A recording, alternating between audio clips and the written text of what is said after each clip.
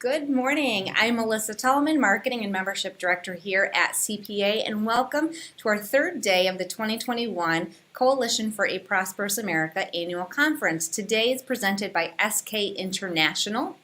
SK International has become the solution provider of choice for innovation, creativity, and customization. Over the years, completing 400 projects, you can visit them at skinternational.us. I'd like to go ahead and introduce you to our chairman of the board, Zach Model. Good morning, Zach. How are you? Hey, good morning, Melissa. It's great to be with you again today. Yeah, thanks for joining me. What's in store today? Well, we've got a great lineup today, and yes, thanks again to our great sponsors. You can see them here on the screen. Make sure you visit their booth there in the expo. Check them out before the conference is over. But day 3, March 25th, boy, this conference is flying by for me. I'm really enjoying it. Today, we're going to be talking about a couple of interesting topics. We've got, first up, we'll hear from Jeff Ferry, who's our CPA chief economist on solar. He's got a white paper that along with Rosalind Layton.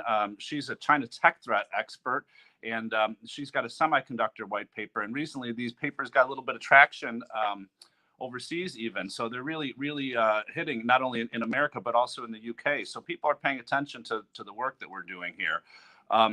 After we hear from them, we'll have a full tech and solar session promptly at 12:30 Eastern. And that's going to be participating is going to be Mark Widmar from First Solar. They're a CPA member, one of America's fine solar manufacturers that we really want to make sure as we do these infrastructure and Green New Deal or whatever we're doing with investing in American green energy, that companies like First Solar are the kind that really benefit from this because they're creating jobs here in the U.S. We'll also have Steve Papa on that panel. He's with Parallel Wireless, another CPA member. That's a company kind of near and dear to my heart. My family business had been involved in the telecom industry for really since the beginning, over 100 years, but we watched that whole industry leave. So I'm excited to hear from Steve about how we can bring the wireless equipment industry back here in the United States and other important things about that industry. Because really, I don't want to see a Chinese tech company, Huawei. We know they spy. We know they're not safe. I don't want to see them dominating the world. We need to bring back a crown jewel of American innovation in the phone and equipment industry. That panel will also have Rosalind Layton on it as well, the China tech threat expert. And I'm looking forward to that discussion.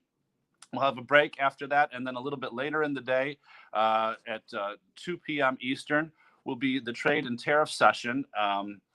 That session has got some experts on there, including Stephen Vaughn. He's with King and Spalding. He's a trade lawyer and really brings great perspective. I always enjoy hearing from Stephen and working with him. Marty Davis, he's a fellow board member with Cambria, making quartz countertops here in the United States. And then we've got Jason Kearns. He's with the U.S. International Trade Commission. So you've got some really heavy-hitting experts on that panel later today. I'm looking forward to hearing from them. Around 3 o'clock, we're going to do some fun things, give out some awards and stuff. And then finally, we'll have our own John Toomey, our government relations guy here at CPA. He'll give you some government relations insights from CPA's perspective. So it's going to be an action, fun-filled day. One more thing I wanted to mention, speaking of CPA in the news, actually last night, Michael Stumo, he writes a lot of op-eds on our issues, and boy, people are paying attention. The one he published yesterday seems to have been picked up in at least 20, if not more, publications. And so it's really across the U.S., and it's about semiconductor shortage. And, we've heard about this, how these auto plants, Ford and GM, had to shut down their plants due to a tech shortage. And, I encourage you, and hopefully Melissa will be able to put the link up to one of those. Definitely take a look at that op-ed. It's short, sweet, and right to the point about why we need to make sure we have a chip and tech industry in America. And I know you all will agree once you read it. So anyway, enjoy the day. I'll see you later. And thanks for participating here with CPA.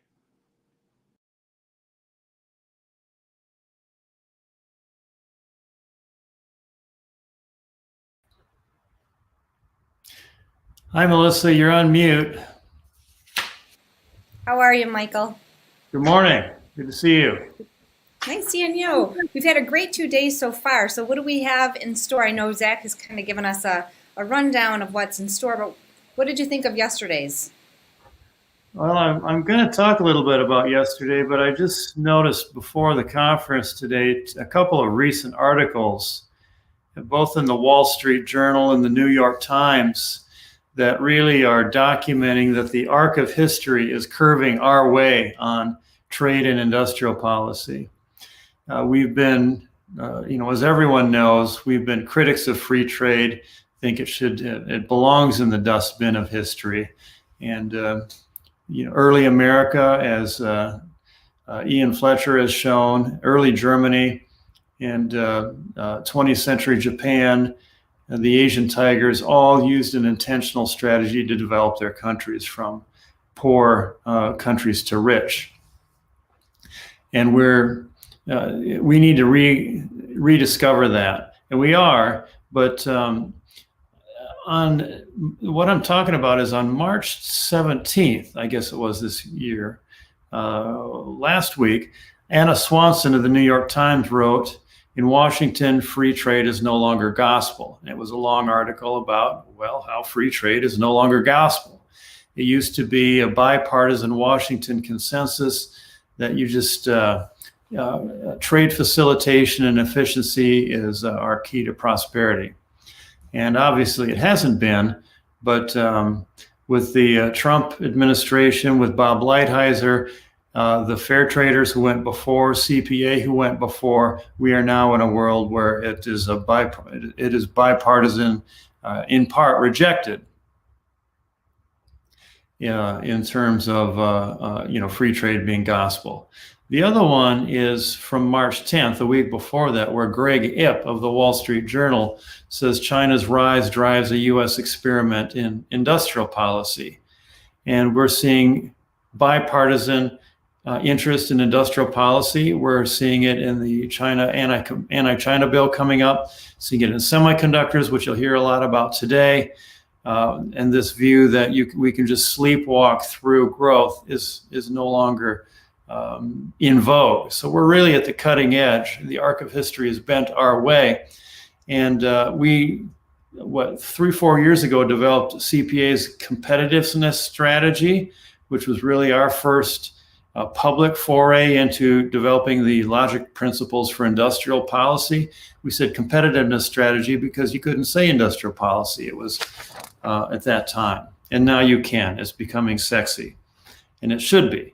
And our very own board member, Mark Fastow, is writing a book right now on industrial policy that will be out soon. So his timing is right. So let's go into yesterday as a recap for those who were here and those who weren't. In the opening session, right after I spoke, we heard the thoughts of the labor movement with Mike Dolan and Stan Sorsher. Both are on our board. Mike Dolan is with the Teamsters. Stan Sorsher was with the Society of Professional Engineering Employees in Aerospace, which is an aerospace employees union. And Stan discussed how global integration and free trade were driving policy before, and how it's really not now, and how it shouldn't, and how we need industrial strategy, kind of like what I just talked about. Mike Dolan talked about what he's seeing in Congress and what his experience in the WTO Seattle protests in 1999, and how it's so important that CPA exists, working with agriculture, manufacturing, and labor. Thereafter, we had a tax panel. We heard from Senator, and again, I'll just reiterate, we've had more elected officials speak by far in this conference than we ever have had. Senator Crapo discussed what his priorities are in tax, and he acknowledged the leadership of Bill Parks in pushing sales factor apportionment, which is something that keeps multinationals, foreign and domestic, from avoiding taxes and outcompeting domestic companies who have to pay their fair share. We also had Congressman Pascrell speak about his tax priorities. He's from the Ways and Means Committee on the House, the Tax Writing Committee. Crapo, I should have mentioned, is the ranking member on the Senate Finance Committee, which is the tax writing committee there. We then heard from G. Pritchard, who is the tax counsel for the Ways and Means majority, the Democratic majority. And David Morse, who was moderating, asked her thoughts about what to expect in this Congress.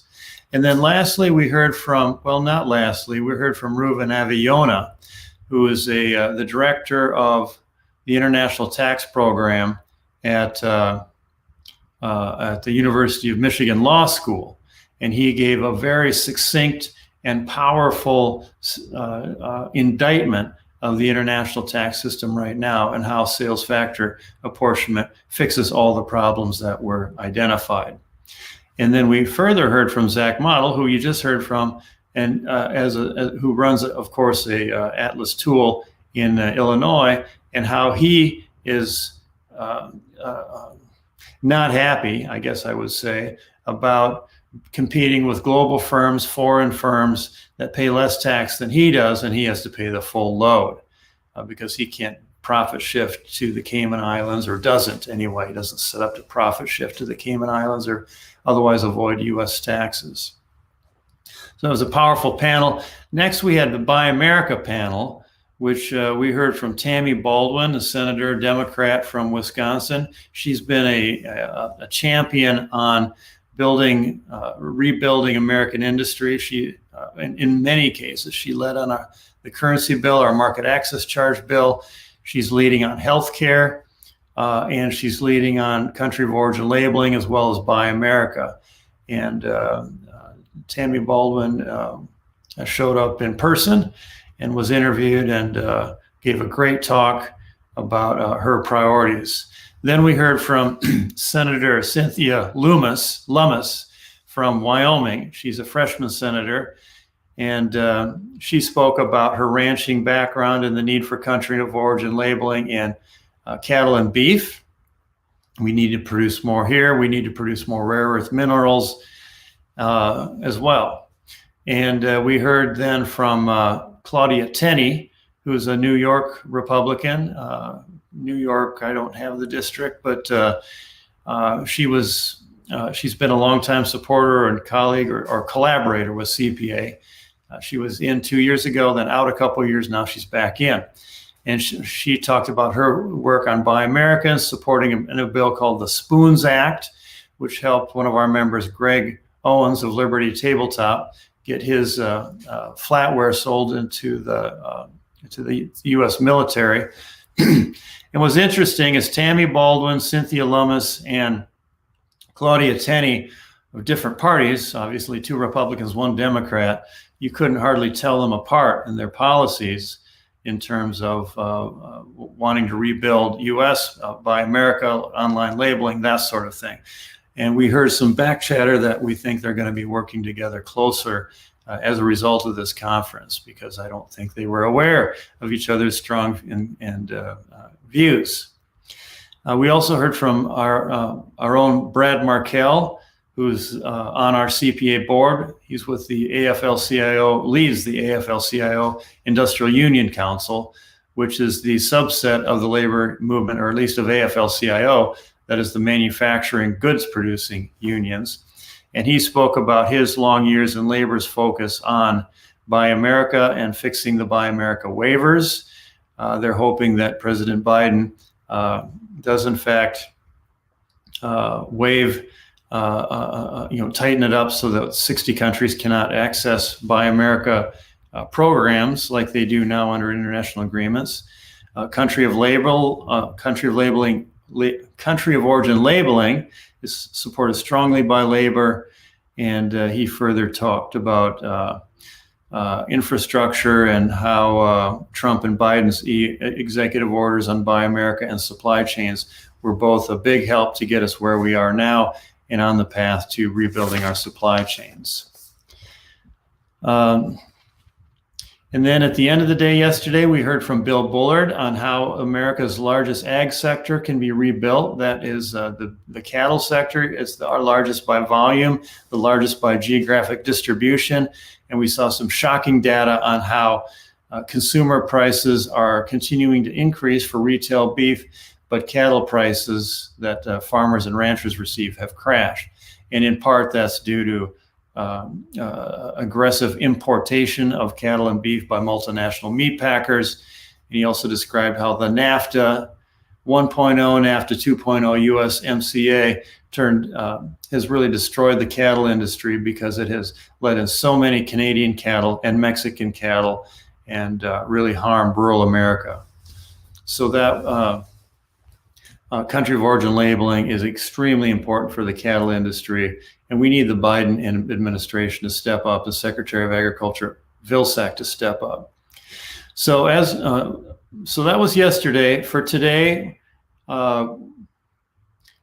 Zach has already discussed who's coming up, and so I'll just say that Jeff Ferry and Rosalind Layton will follow me immediately. And I'll just reiterate, they're going to present on their recent semiconductor paper about how we can reclaim the semiconductor industry from China. I do know that the Wall Street Journal has called Jeff to interview him at least once, if not twice, on his thoughts on how to reshore various industries, including semiconductors. Rosalind Layton is a leader in this space, operating out of Denmark. And when they're done, we'll go to the 12:30 session for an hour, which is on tech and solar. And you'll hear again from CEOs who are leading the American resurgence in solar, in the form of Mark Widmar of First Solar. Real success story. He is leading a company that is recapturing market share in the US for solar, as well as Steve Papa, who's recapturing market share on 5G for the US and around the world. His company is better at 5G than Huawei, Ericsson, Nokia. It's one of the typical young, scrappy, excellent company that tends to be a CPA member. And then you again hear from Rosalind and Jeff. We'll have a break after the 12:30 to 1:30 session.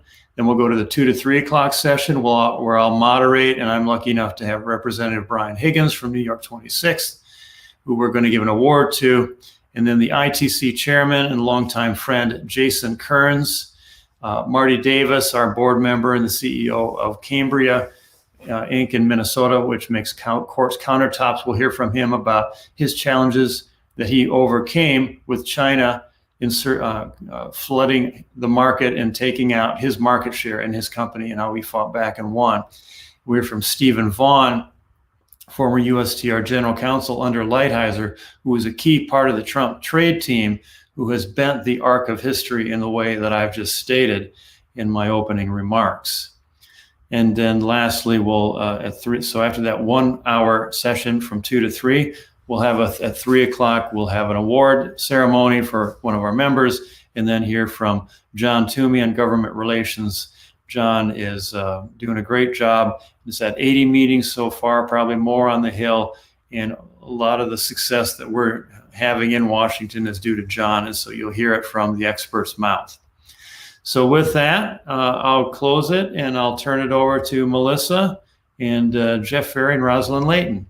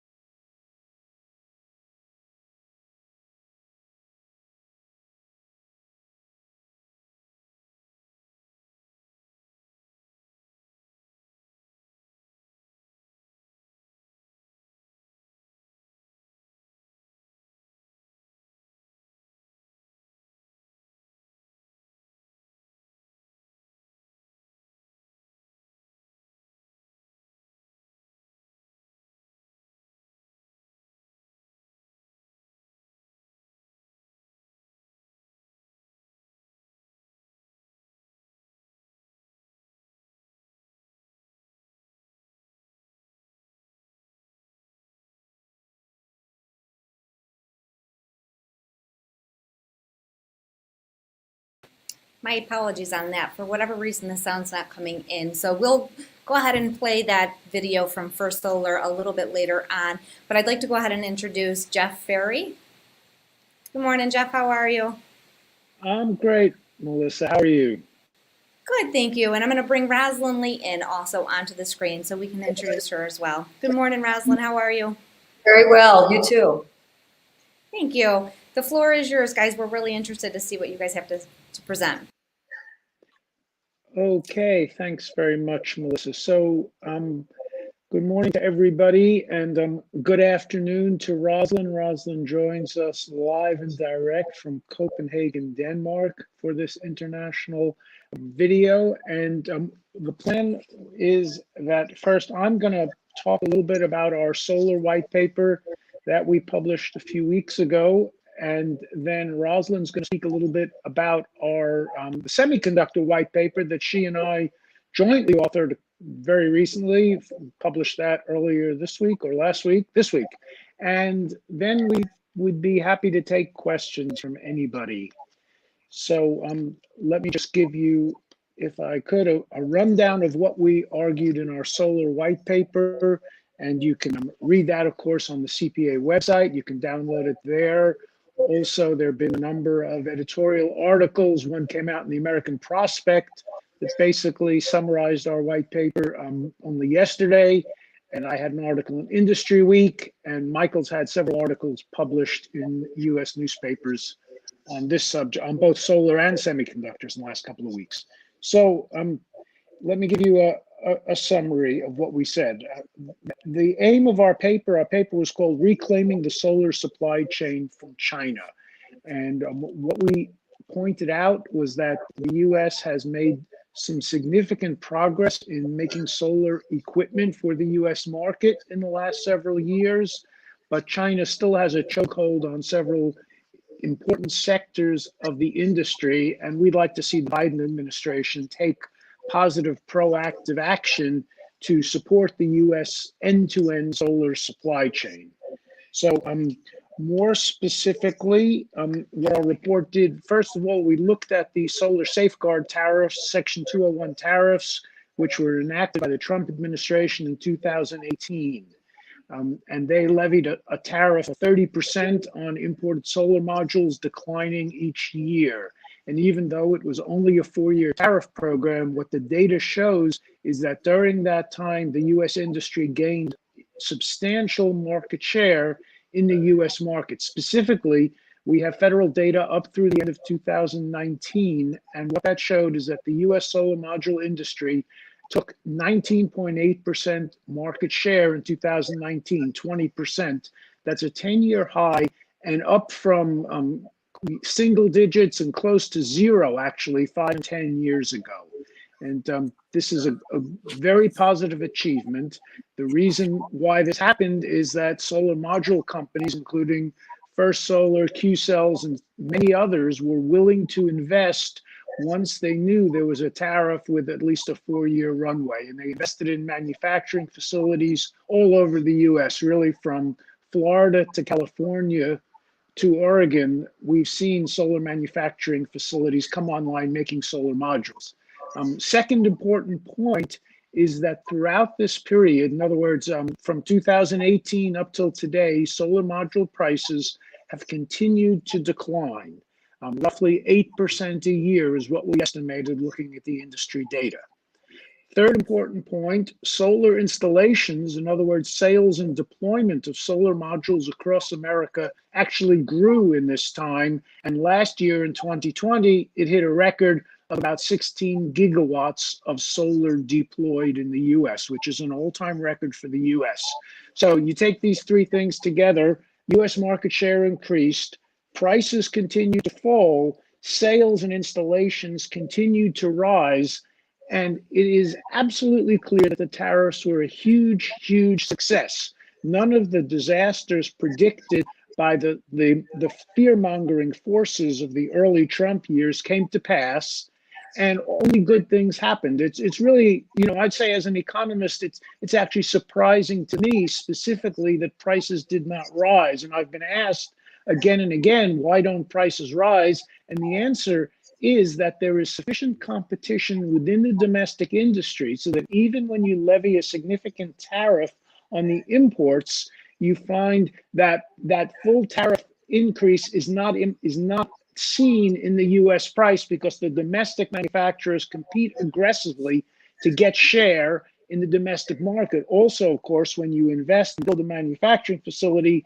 you've now got the issue of running at a high capacity utilization, so you've got further pressure to hold prices down. So all in all, what we saw in solar and continue to see right through to this day is US producers ramping up, prices staying low, and the market continuing to grow. So it's a big success story for tariffs. So that's the good news. Now let me talk for a moment about the bad news. The bad news is that when you look at the solar industry, solar modules are at the downstream end of the industry. To make a solar module, you need solar cells. To make cells, you need a wafer. To make a wafer, you need a solar ingot. To make a solar ingot, you need polysilicon. And to make polysilicon, you need quartz rock. The whole world has lots of quartz rock. The problem in this upstream supply chain is specifically in the ingots and wafer section, where China has a market share of above 90% for sure. Sometimes people put it at 99%. And essentially, they have used massive government subsidy and a significant amount of IP theft, the traditional tool of the Chinese, to dominate this market, drive the prices down, drive everybody else out of that ingot and wafer market, and consolidate it within China. On top of that, they get access to cheap polysilicon because the majority of it comes from Xinjiang, which is where forced labor makes labor costs very low. The use of very polluting coal-fired energy plants makes the cost of energy very low. So they've got a series of policies which have enabled them to get a chokehold on the upstream solar supply chain. This is a serious problem for US solar module companies one day, because ultimately they are dependent on solar cells, which in almost every case get some part of their value and production out of China. That will one day be a problem for the module companies. Today, it's a problem for the polysilicon companies.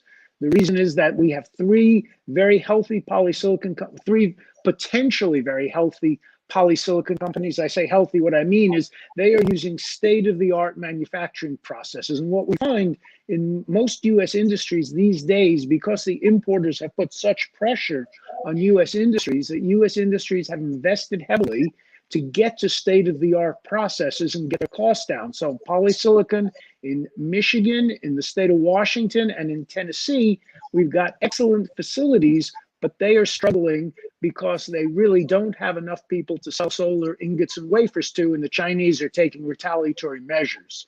So the solution, I believe, is not to negotiate with China about these retaliatory measures, because China's ultimate goal is to dominate and own this industry globally.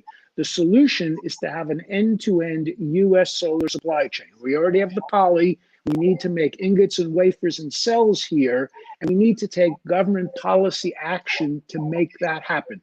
China is the world's largest solar market for solar power. We're number two, deploying around 20 gigawatts a year. There's no question that we could support an end-to-end profitable solar supply chain. Like I said, starting from the quartz rock through the polysilicon, right up to the finished solar module.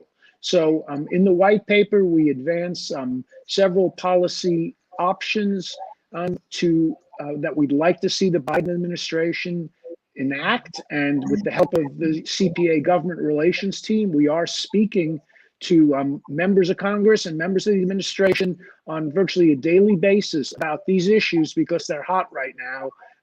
Energy and renewable energy is very hot in Washington. So the measures we specifically want to support are, first of all, a tax credit that would go to any manufacturing company building capacity and selling solar equipment that is made in the USA. A made in the USA tax credit that would be complementary to the existing investment tax credit. The existing investment tax credit goes to the consumer of solar power, of solar equipment, puts it on his or her roof, for example. We need an investment tax credit that goes to the manufacturer, because in the long run, as we always say at CPA, the manufacturing and the production is more important than the consumption.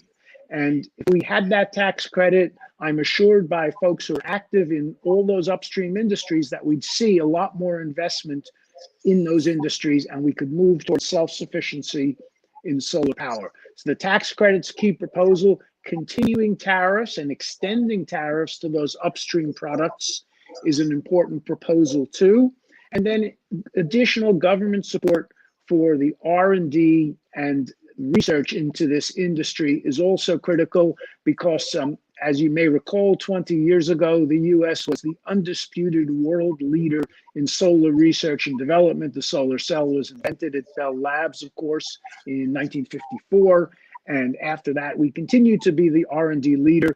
But China's policy of capturing the industry, inundating the industry with cheap subsidized product actually hurt our R&D move, and now there's significant amount of R&D going on in China and other countries too. We need to restart that, and the way you restart that is by having a strong, healthy, profitable industry that invests more in research and development. So we're really proposing a set of policy proposals in conjunction with our friends in the industry, and we want to see those enacted, and we think that could turn solar power and renewable energy more generally into one of the big growth industries for the United States for the next really decade or 50 years to come, because it's a growing phenomenon. So that's our reclaiming the solar supply chain from China story. And Melissa, should we take questions from the audience now, or should we go straight to Rosalind and let her talk about our semiconductor story and then take questions? What's your sense, Melissa? Can't hear you. All right, here I am. So if you don't mind, Jeff, I do have a couple questions that have come in that I think is important to go ahead and ask. And then if any other do come in after Rosalind's done with her semiconductor presentation, we'll address them as well. But one good question that came in is, why is the Chinese government so determined to dominate the solar power market? Yeah, that's a good question. And you know, part of it is, I think their strategy is to do down the United States. That's definitely part of it. Is, you know, they want to be a regional Asian superpower, and if they can attack one of our industries, that's one reason. Another reason is that they recognize that high technology is the future. I think we all understand that. They're actually doing a good job of targeting many of the right industries for the future, and renewable energy is certainly one of those. A third reason is that it interrelates with semiconductors. The fundamental material you make a solar cell out of is silicon. That's the material you use for a semiconductor too. So there's synergy in controlling both of those industries. The final reason that I think is very interesting that a lot of people are not aware of is China has also floated a plan by which it can supply energy to neighboring countries. You know, this is still very early, but we know they think in terms of 10 or 20-year plans. I think what they're thinking of is, if China supplies electricity to Southeast Asia, to Russia in the north, and they're friendly with Putin these days, even to Europe, you know, Central Asia, Europe in the west, that's a way to make the rest of all those regions dependent on China. You know, we see that with how they're dealing with the rivers, the Mekong and all these rivers that flow to Southeast Asia, that they're damming rivers in China, depriving Southeast Asia of electric power, right? Well, they've also proposed a plan that, or proposed is the wrong word, they're thinking of a plan, they're developing a plan by which they would supply electricity to the rest of Asia. And, you know, it's in early stages, but I've got to say that from a geostrategic point of view, this would give them huge geostrategic influence over all those countries if they were dependent for them on electricity. And I think, you know, the US needs to think of energy this way too. I mean, we all know we were dependent on the Mideast, on OPEC. That hurt us badly in the 1970s. We need to be self-reliant on energy today and going forward. And we even need to think, as a matter of foreign policy, do we want to be in a position to supply energy to our allies?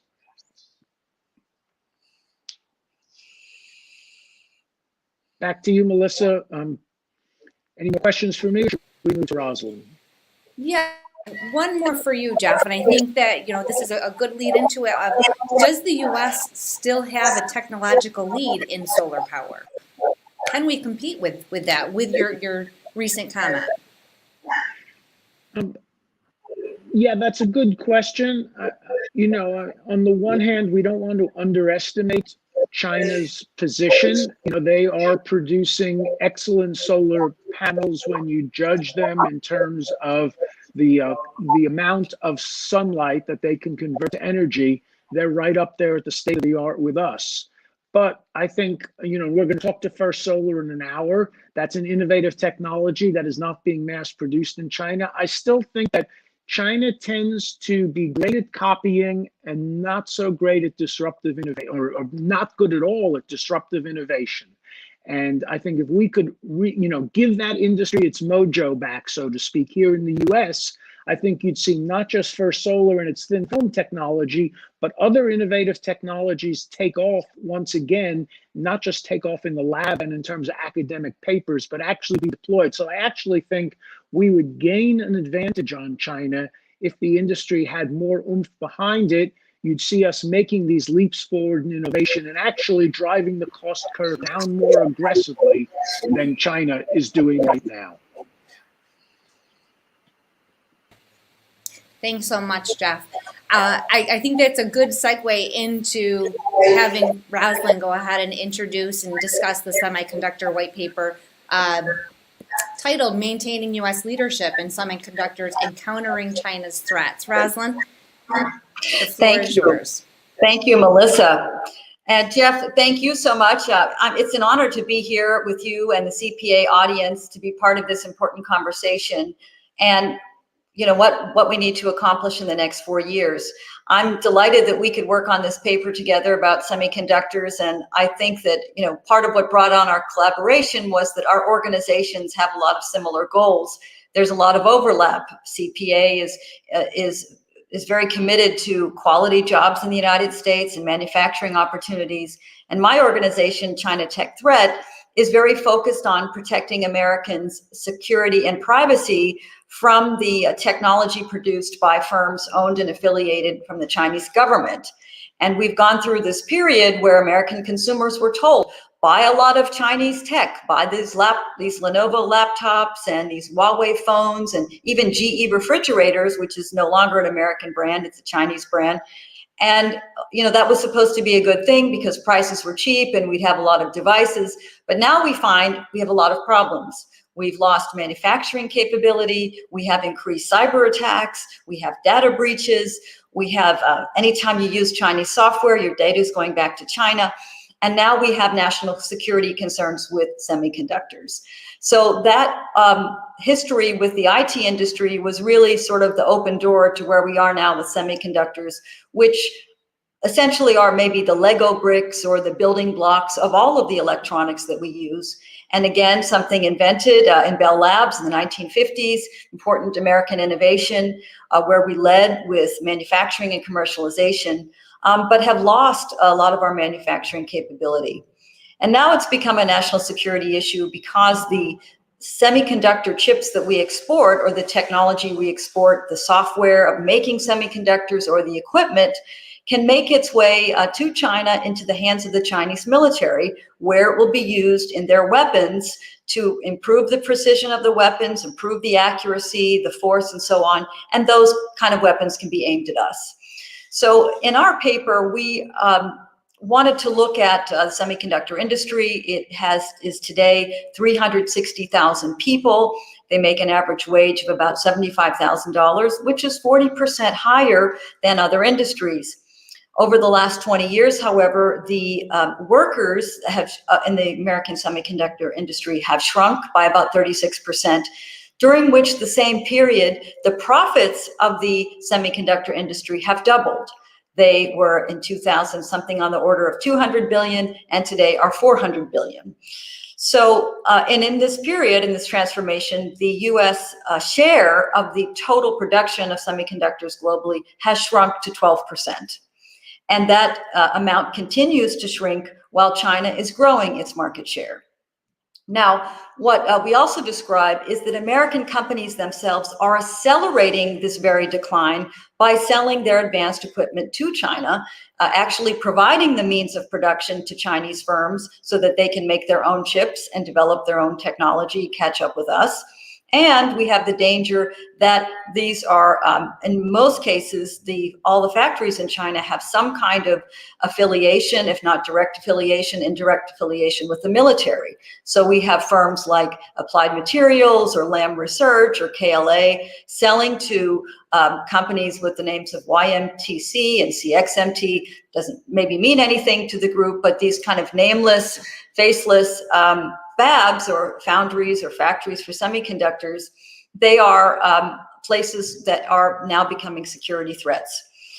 So if one thing that the Biden administration could do in the next 4 years would be to enforce our existing laws about the sales of these technologies. They are advanced technologies, like semiconductor manufacturing equipment is regulated internationally with our allies, where we restrict the sale to military users, we restrict the sale to rogue nations, and also there are controls, export controls on sensitive technologies for good reason, because they can be used to kill people. But in any case, the enforcement of this is not altogether consistent. There are holes in the strategy. Companies find workarounds. The Department of Commerce, Bureau of Industry and Security, which is regulates these things, they can, take a painstaking process one by one. Oh my, is this fact, trying to determine if the factory has a military alliance. It's a very difficult and time-consuming process.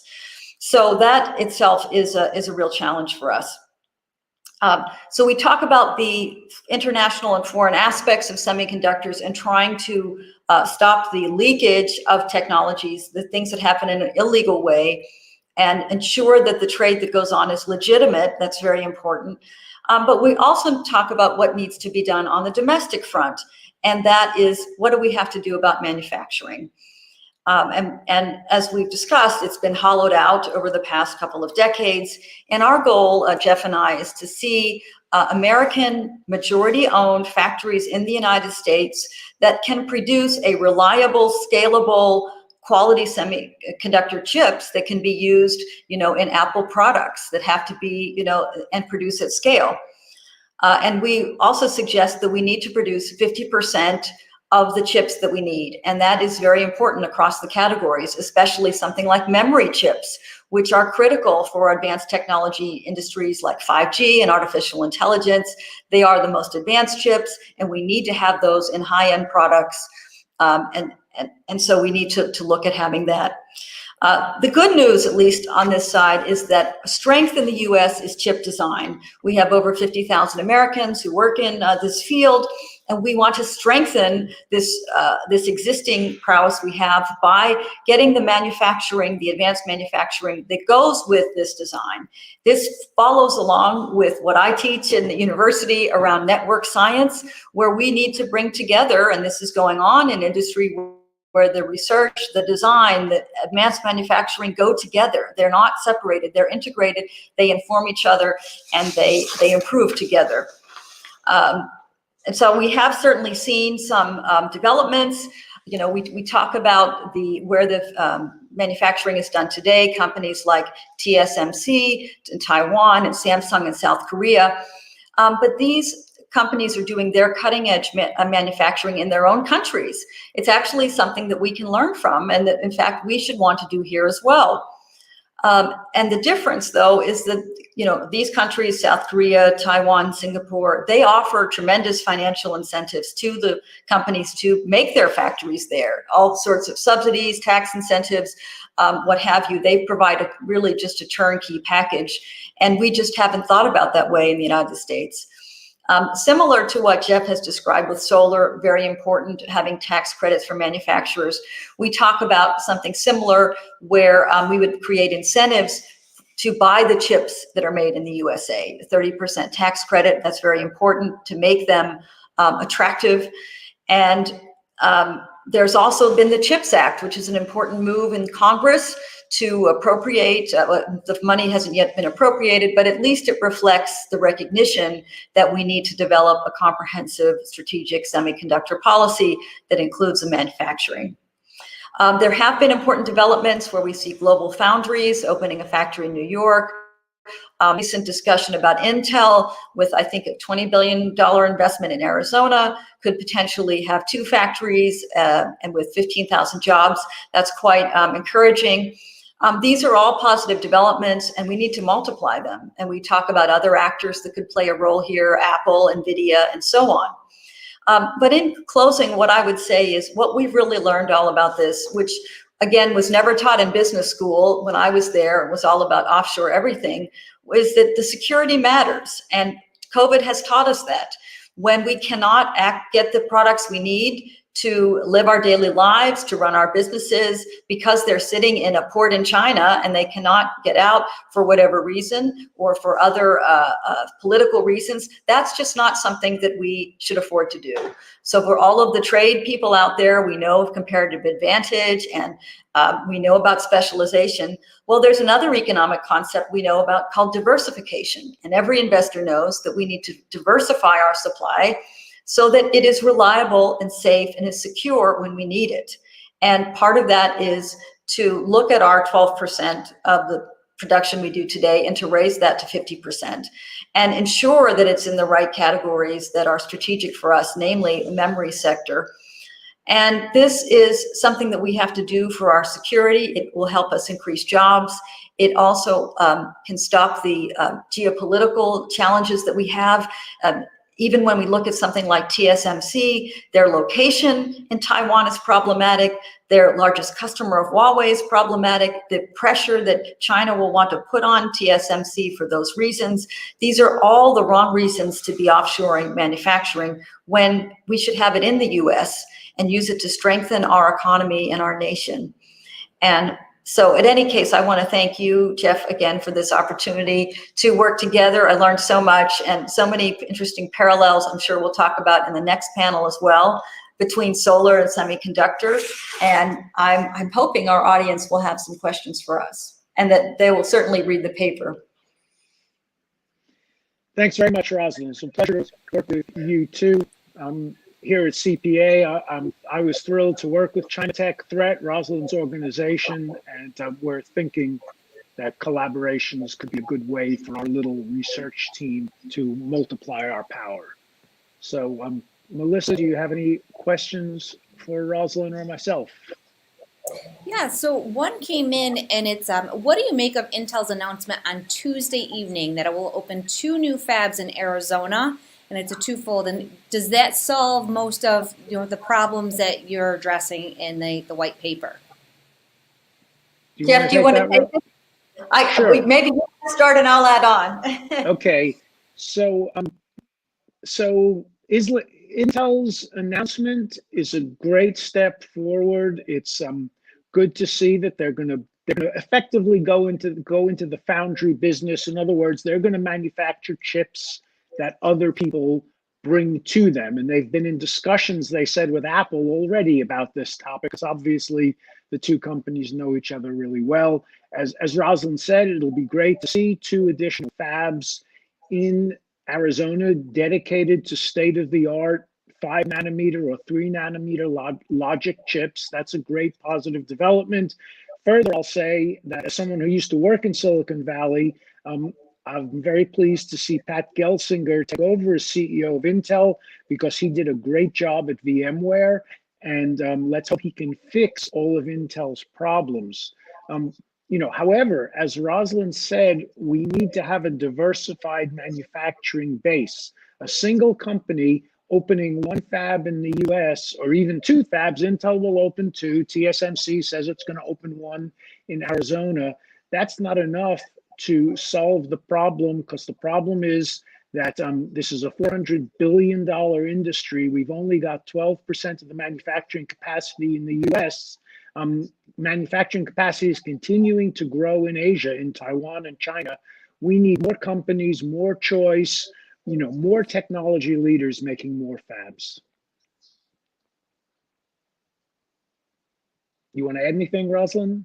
I absolutely agree. I think Samsung has been looking in Austin. So I think the main point is we shouldn't just be happy when we hear, one fab and we're done. I mean, we have to think in the order of dozens. I think China has something of 100 at least. I mean, and also the rate of growth. I think we talked about something on 20,000 new semiconductor firms opened in China last year. That's not fabs, but it's all of the feeder type suppliers and associated organizations. So we really need to talk about multipliers, but it is great to see. I think Intel is an important development that many people have been hoping that it could turn around, and this is a great first step. Absolutely. I've got a few more questions here. So how much would the tax credits and other proposals that you're advocating for cost the U.S. government? Now, how did we? I think we put a price tag of $50 billion on this, and I think that that the Chips for America Act is around the $20 billion mark. And when you consider the amount of money the U.S. government spends on the order of $3-4 trillion a year, this is not a huge sum of money. And I think much of this can actually be financed by the tech industry itself. So I think that the sums of money are not that large. Also, you have to consider, and this is something we could run an economic model. You have to consider, if you invest this money, what do you create in terms of good paying jobs? As Rosalind said, jobs in the chip industry and the electronics industry pay well for manufacturing. Obviously, they pay well for engineers. They pay well for manufacturing workers too, and they pay well throughout the supply chain. So you get back a lot of the money by investing the money. I'll add one other thing. We often talk about industrial strategy at CPA, and the traditional critics always say, oh, the government is very bad at picking industries. So my answer to that is that's the wrong way to look at it. The right way to there are a couple of right ways to look at it. One is, if we're so bad, why is it that governments like Taiwan and Japan and even China are good at picking industries? The answer is that they pick industries in a rational way, not as a result of a congressional lobbying, jockeying way. That's one part of the answer. But the second part of the answer is you don't really have to be a rocket scientist to pick industries. We all know that electronics are going to be a bigger part of our lives in 10 years than they are today, and in 30 years and 50 years. We all know renewable energy will be a bigger part of our lives. We know that steel is essential. It's not just high tech. The issue is, what we've done in this country is we've allowed all these areas, all these manufacturing areas, to go to other countries where they favor those industries, and we left ourselves with a lot of low-wage service sectors. So we don't want to pick companies, but we do know which industries are going to be big. And believe me, chips and technology and electronics are going to be crucial to the future of the United States economy and to the future of national security. Absolutely. I've got one more question, and Rosalind, this is directed to you. If you were president, what would you do in the first 100 days, first year, and 4 years? Is that with regard to semiconductors or? Well, so, actually, if you can go to China Tech Threat, we have, we talk right now about appointees with regard to semiconductors. One of the most important is the head of the Bureau of Industry and Security. And we discuss some of the candidates, and we've also done a survey of various experts in the field around what's so important. And I think that, I guess the first thing to do is let's enforce our existing laws. We have laws on the books that have been around there since World War II around how we regulate the sale of what's called sensitive dual-use technologies. And the work has been done. This goes back to 2018. It was very bipartisan. So if I look at what the voters want a tougher policy on China. They're very concerned about China's militarism. They're very concerned about the security. And I think that we need to see more executive action that reflects that. I think the Biden administration has certainly been keeping many of the policies from the prior administration. on the China front, and I find that I'm very encouraged about that. That is definitely a good thing. And so, you know, that is a key area. And certainly I think that what we've heard over these past 2 days here at CPA, where people have talked about Buy American, it's very encouraging as well. You know, even though I'm an American who lives abroad, I like to buy American. And in fact, you know, people abroad like to buy American. We experienced in Denmark, our trade with the U.S. actually, U.S. became the #1 trading partner during the last administration, exceeding the neighbor country, Germany, which is a gigantic trade partner here. So I actually support these kind of policies that strengthen the United States, that strengthen our trade with the allies. I am very eager to see if the Biden administration can deliver on this promise of strengthening trade with the allies.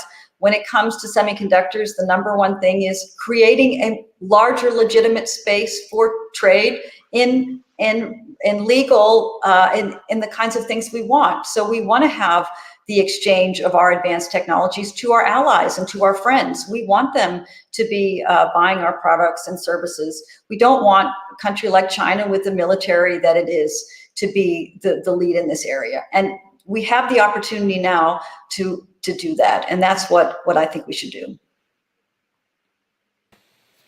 Rosalind, thank you so much. Jeff, thank you so much. I'm looking forward to a deeper discussion on our tech and solar panel at the 12:30 hour. So I look forward to seeing you guys at that time. Thank you again for joining us this afternoon. Sure. I'm going to go ahead and replay that one video from First Solar, and then you can enjoy the coalition conversations talk on trade that took place in February with Jeff Ferry and our CPA industry analyst, Ken Raposa.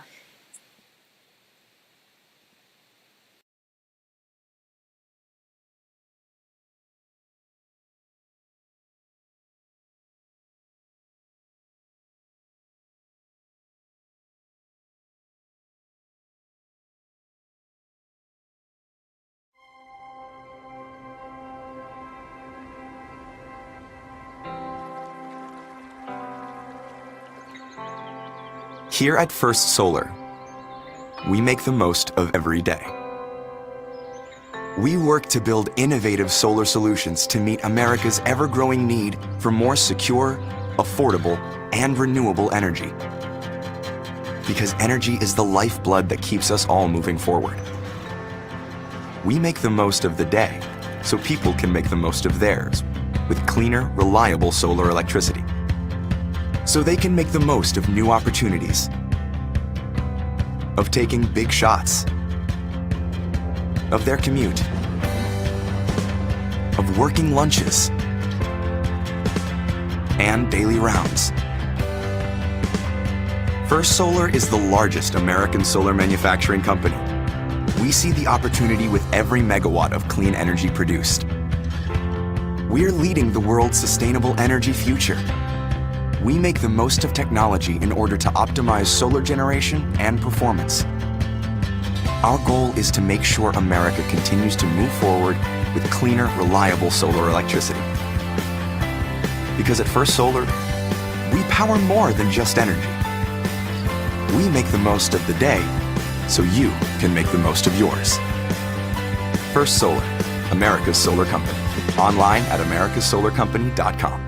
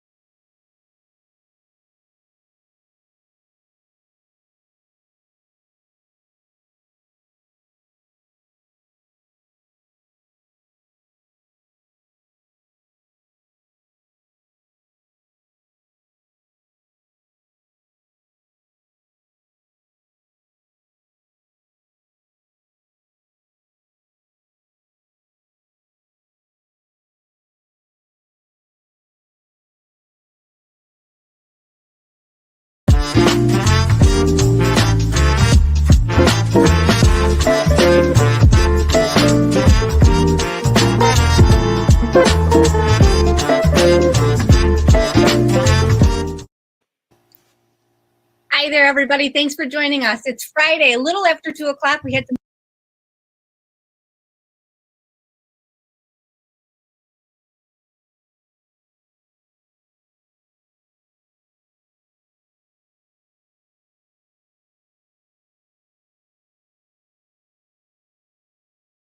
technical difficulties, but thank you for tuning in. It is time for Coalition Conversations.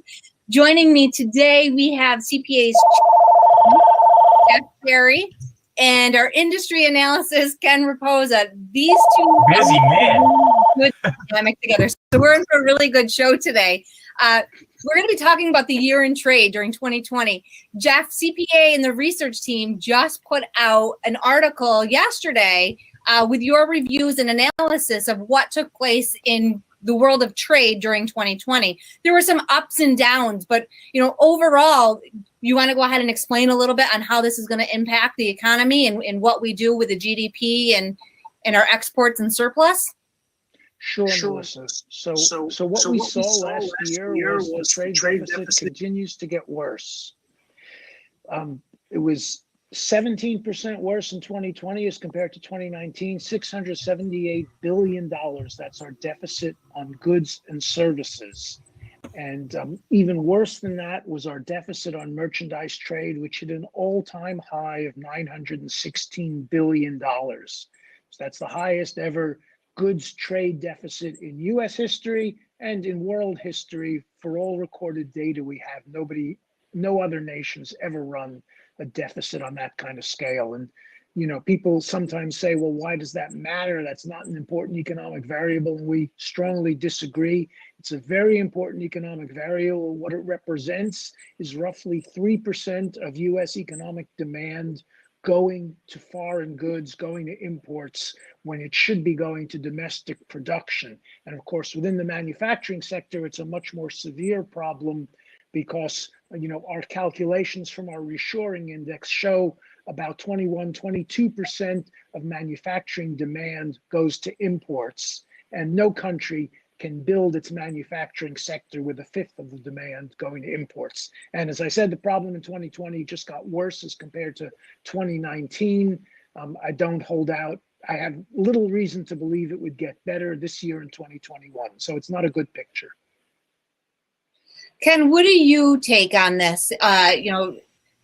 Looking at it from an industry perspective and kind of bringing it down to terms of how it affects, the common person. What is your thoughts? Okay. Well, I think as Jeff said, anytime you're importing more, it means you're making less here in the United States. But there's one good thing to remember, and I've been piling through a lot of this data over the last week, is a lot of the stuff that we do make stays here, right? So even though our exports don't look as beautiful as our imports do, obviously, it's because a lot of the stuff that we make here stays here and is consumed here still. So, me and Jeff were talking about this earlier today. Manufacturing in the United States has made a comeback. The United States is still a massive consumer society, which cannot be forgotten. And we just import so much because a lot of the stuff, either we don't make here or we need it to make other things here. So I think the takeaway from a lot of the stuff is that certain industries are becoming commodified, like certain simple electronics are becoming commodified.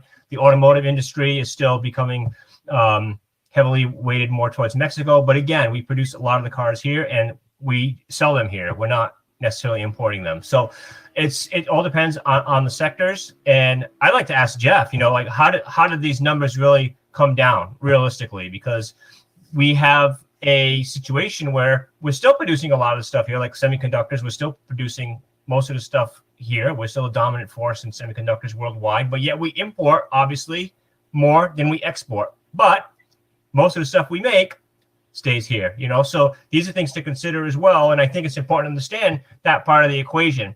I'll let Jeff take it from here because he understands more. He can even help me understand how that works, because the trade deficit is getting huge, but we have to understand as well that a lot of stuff that we make is staying here. We're not a huge exporting nation like China, for example, or Vietnam. And Vietnam's trade deficit with the United States is huge because we don't really sell a lot of stuff to Vietnam, right? What do they buy from us? Almost nothing. So, and China, as Jeff put out in the report today, has basically offshored a lot of its lower end manufacturing to Vietnam, and Vietnam is essentially now an offshore paradise for Chinese multinationals and manufacturing in general, right? So that's what we're seeing in that particular country. So Jeff, You with us, Jeff? I can hear you. I can't hear Ken. Oh, so sorry. So Ken's wondering, with the deficit with the trade imports and the exports, and our deficit decreasing with China but increasing with Vietnam, how is what are we supposed to do to make things better realistically? Yep, that's a good question. So first of all, I'd say that it's good that we've cut our dependence on China and that we continue, hopefully, to reduce our imports from China. But the problem is that when you put a hefty tariff on Chinese goods, Chinese companies and other companies immediately find other places to ship their product out of. And Vietnam's been kind of the destination of choice. So we've seen skyrocketing level of imports from Vietnam. So we could put a tariff on Vietnam. We could, right now, the USTR is exploring whether or not the Vietnamese currency is undervalued. We believe it is undervalued by something on the order of 15%. So a 15% tariff would be completely justified on Vietnamese imports, and that would definitely have an impact on reducing imports from Vietnam. So those are some of the things that the Biden administration's got to be looking at right now. And it's obviously important. We need to get manufacturing imports under control. So that would help. The fundamental problem, of course, is that if you levy a tariff on Vietnam or any other country, immediately producers in Asia start to look for yet another place where they can claim their imports are coming from, and set up production pretty quickly and start shipping to the US. We're the world's largest consumer market and pretty much the only ones who believe in, quotes, free trade. In other words, please come and ship into our market and we won't hurt you.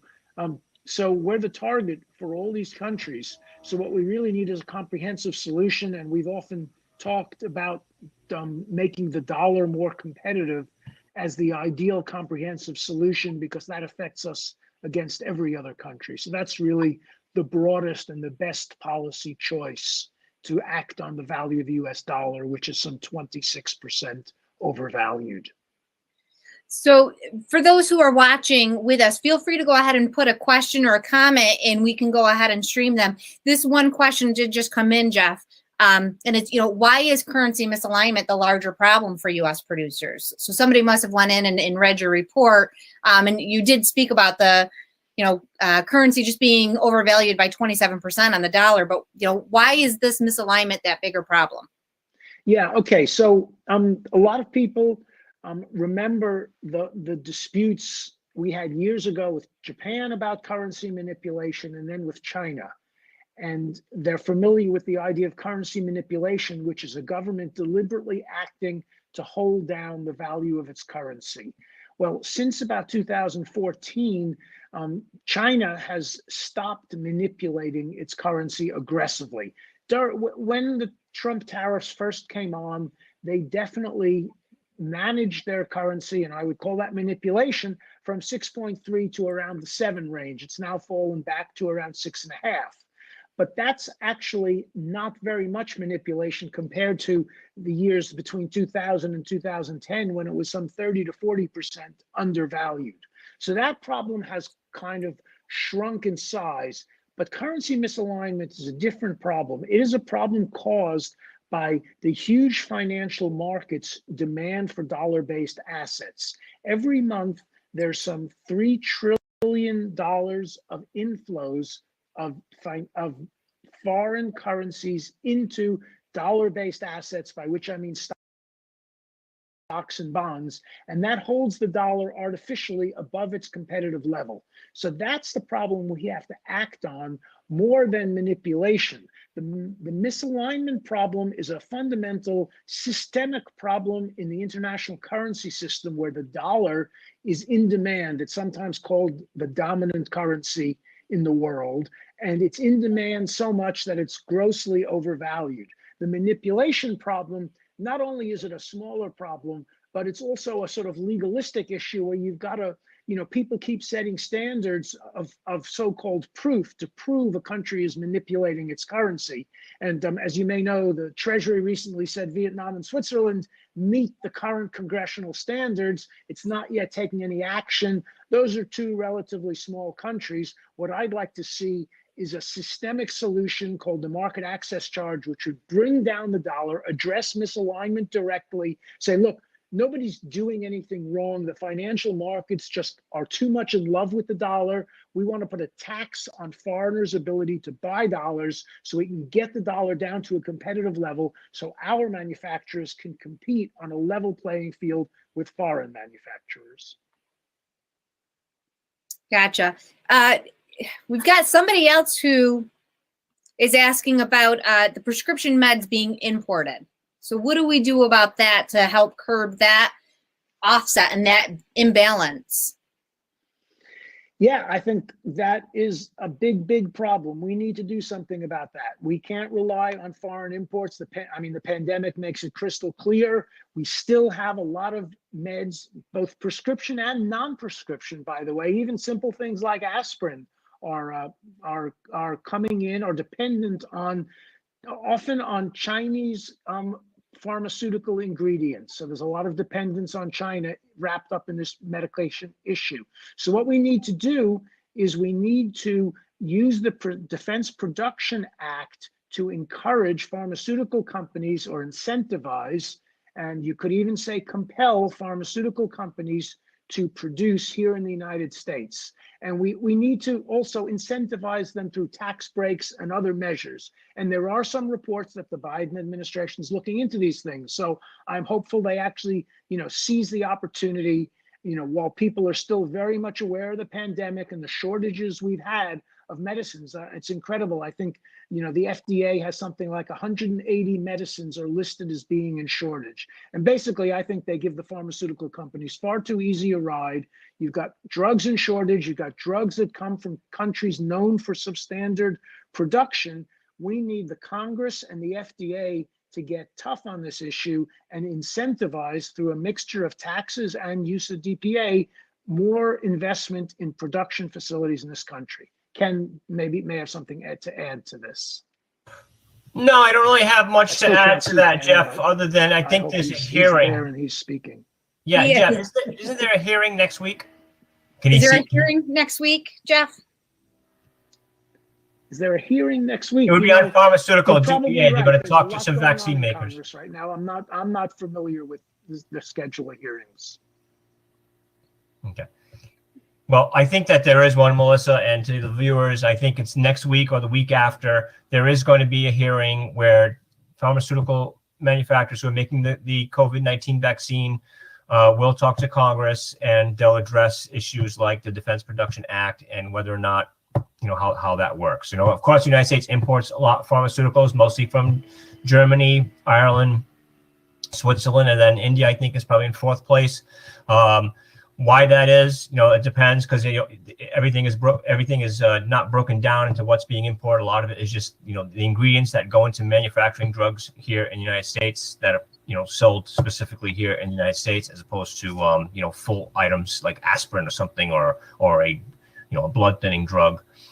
It might be an ingredient that's used to make that here in the United States. So it's very complicated to know. But of course, other than semiconductors and automobiles, drugs is the number one thing that contributes to our trade deficit here in the United States. Gotcha. We're wrapping it up about 2:20 right now. I know we're probably going to go ahead and take this conversation offline. I would suggest that if anybody is interested, send us an email, melissa@prosperousamerica.org. We'll go ahead and make sure that we get those questions right to Jeff and Ken if need be. You can also go ahead and check out the report on our website at prosperousamerica.org. And we'll have more updates on the U.S. economic trends and the GDP and the trade as time goes on. I know, Jeff, you've got a reshoring index coming out for Q3 in the next couple of weeks as well, too, correct? Absolutely. That should be out late next week, I think. Wonderful. All right. Well, guys, thank you so much for joining me today. I really do appreciate it.